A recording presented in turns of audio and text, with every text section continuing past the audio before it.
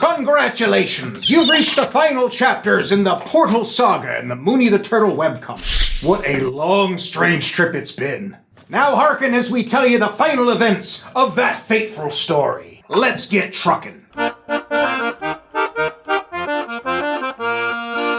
At this point in the story, the alien Swing is trapped in the world on the other side of the portal, knocked in by Mooney's alien pistol blast, which is why in my pub, there's no ray guns allowed. Then everyone who watched Mooney's violent act just goes home to resume their lives, though Mooney is trying hard to bury the guilt of having pulled the trigger. And Sunny, meanwhile, can't get past the trauma of what she witnessed. This causes her to change her hair, undetail her van, and throw herself into an ill-advised relationship with a burnout named Jack to help her forget. This all sounds healthy so far. Now this new guy, well, there's not much to him other than he sleeps in a chair for most of the day. Though he did loan Sunny his jacket, so I guess he's not all bad. In fact, she considers him a fixer-upper, and she takes it upon herself to save him from himself. However, it turns out that Price is selling him a special concoction from an ice cream truck. On the surface, it seems like any other substance you might waste a weekend with. But what it really is the proper way into the land of Henley. Not the portal. Portal bad. See, when a person blows these bubbles, their soul is transported to a dream world where they get to create a new self and live a different life. You know, kind of like D&D, with a hangover. So that's where her new friend Jack has been hanging out. Well, Sunny catches a contact high from his bubbles, which establishes a connection to him in that world, like a beacon. And she knows a way in, through the portal. And she is not thinking straight. Mooney tries to stop her, thinking her mission is to save the alien. But in his guilt, he lets her drag him in with her, and there are some side effects. Going through the portal tends to delete some of your memories, so they wake up in this place not even knowing each other, or much else for that matter. Now this world is kind of Wonderland weird, and they start meeting new people while trying to remember why they came at all. They meet a girl in the woods who likes to put people in skirts, and Sunny gets to keep one. Then they run into Price, also wearing a skirt. And Mooney's memory starts returning slowly. Price tries to get them back to the portal to send them home, but they run into, dun-dun-dun, the Evil King. They also meet a chess piece riding knight who's clearly gone to the dark side, but looks somehow familiar. Meet Eric. He's a soldier for the Evil King, who is called the Capstone Astistus. Yeah, don't try to spell it. And Eric is charged with taking the strangers into town for processing, but stops halfway because there's a full moon, and he has a dirty little secret. He's a bona fide werewolf. They get chased through the dark woods until they're rescued by a few rebel fighters who show them a Henleyan trick for making this monster docile. They paint him up like a clown, and he loves it. Really, starts juggling everything. Can you imagine? It turns a carnivore werewolf into a carnival werewolf. You see, since we're in RPG land and everyone is customizing their characters, costumes and makeup and the like can change the way you see yourself. Am I wrong? Now the funny bit is that this helps Sunny recognize her new boyfriend, because this is the good version of him, and that's what she's been seeing all along. You know, fixer-upper.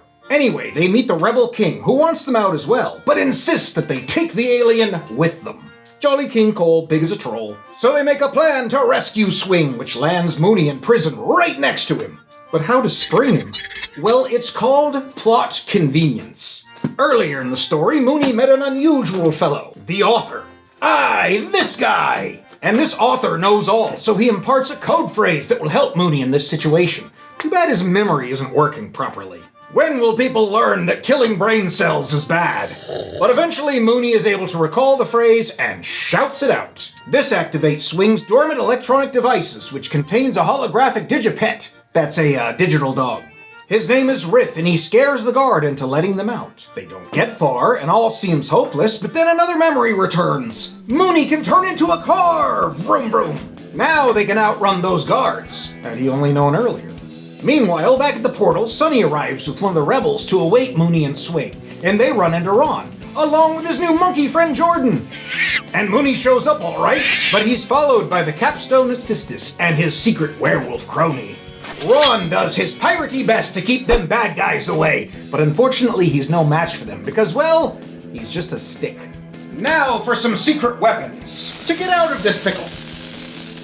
First, the fast-thinking rebel activates Eric the werewolf and lets his boss chew him out, knowing that's who he'll instinctively attack first. That's just corporate life. Second, Sunny, who's called Faith here, by the way. She returns the jacket, speaks Eric's real name. That's a big no-no here. and she breaks the spell. Jack wakes up in his real-world chair, unaware of anything but the feeling that Sunny is in trouble. Thirdly, well, Ron is a peg-leg, this we know. But he once belonged to a powerful and terrifying pirate lord named Axe-Grinder Morgan. This was many years ago.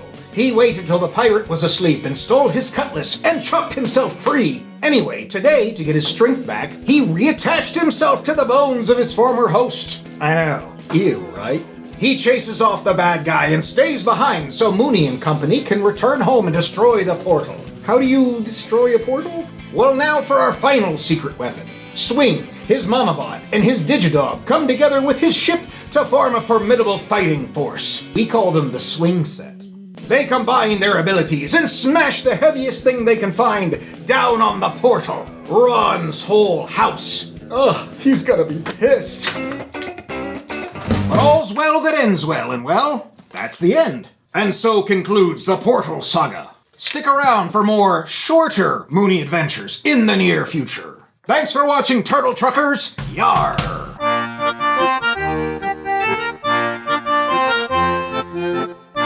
Did you know there's an official Mooney the Turtle song? And it's rockabilly. Just click the link and enjoy. It's what the cool kids would call a banger. I thought it was called a groove. We'd call it a bop. How about a jam? How about they just give it a listen and call it what they want? See you down the road, mateys. Yar. Farewell. Peace out.